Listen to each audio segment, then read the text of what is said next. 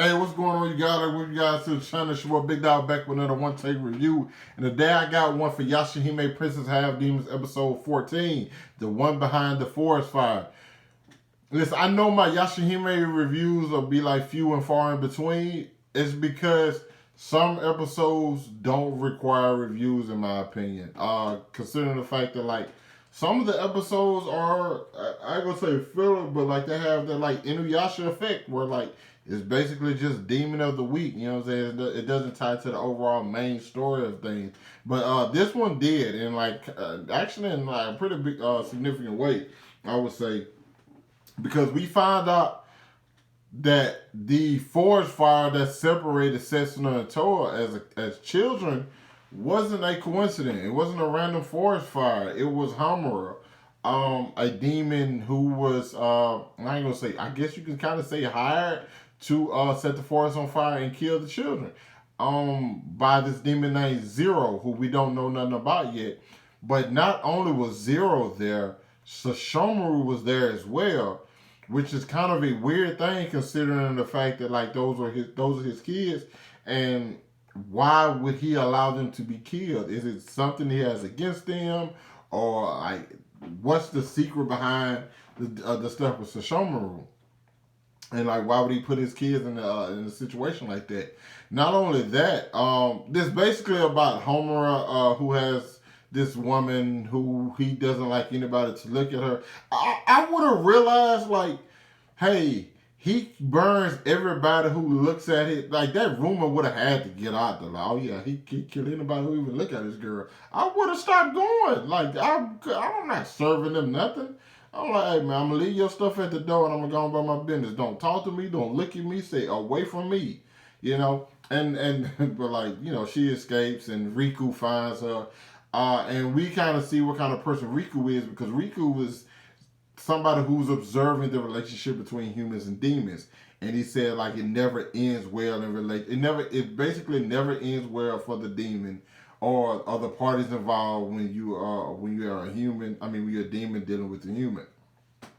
I guess a lot of those situations you kind of think about. You have Sashomaru's, in which he pointed out, which we need to know, find out the history between those two, and you kind of think about the Inuyasha and Kagome, because we still don't know where those two are. I think we're gonna get some information on that next episode though.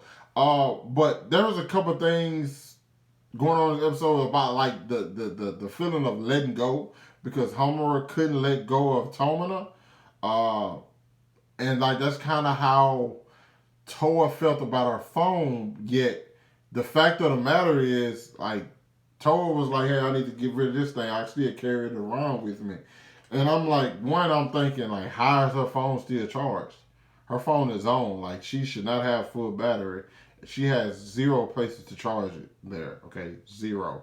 Her phone should be dead by now. Even like if you don't use your phone for a few days, there's no way that something is gonna stay full charge. I'm like, just be honest, people. Let's say we just call it what it is. Let's call it a spade. Okay, that's not how it works.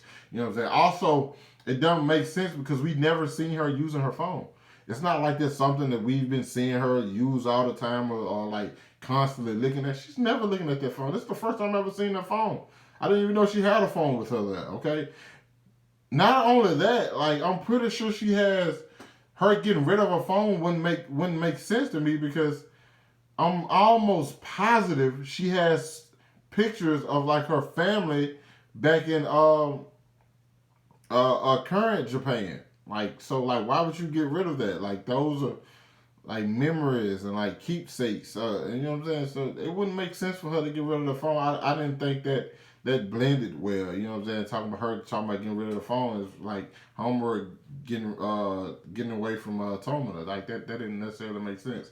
But Toa was pretty pissed off when she found out that Homer, oh my god, I keep saying his name. Homura was a person who caused them to be separated as children. And I thought like she was gonna like spaz out to the point where she was able to defeat him. Yet he ended up burning himself alive. You know what I'm saying? So it wasn't even necessary. But he actually said if it was found out that they were still alive, he would be in big trouble. So apparently Zero needed them dead. But why would Zero need those two children dead at that time? Was it because of a threat they will be in the future, or does Zero have some kind of connection to Sashomaru, in which she's mad about the kid that Sashomaru has by a human? Like, there are so many different scenarios that it could possibly be. I'm just excited that we get into like the main storyline and more stuff and start following the line, because like, while I do love the demon, I do just enjoy like these characters. The Demon of the Week stuff worked back when I was younger, but like right now I kind of actually want to see them like follow more in a story, follow more to like the main storyline. You know what I'm saying? That Demon of the Week stuff, it was one of those things where you could watch Inuyasha at any given time, and you'll be like, okay, I didn't have to see last week's episode, or I can miss 17 weeks and I just jump in and be like, oh, okay, this is cool. And you never had to like be immediately in the story, but like that worked then. But like now, I'm kind of like, now that I'm watching it weekly, I need, you know what I'm saying, more story, more a through line for these storylines, you know. So I was happy with this episode. You guys let me know if you thought about it down in the comments. Hit that like button, subscribe to my channel. Thanks for watching the video. Hope you guys staying safe. Hope you guys have a great 2021. Happy New Year. This is like almost 2 weeks into the year, and I'm saying Happy New Year, but it is what it is. Thanks you guys. I'll catch up with y'all later. Peace.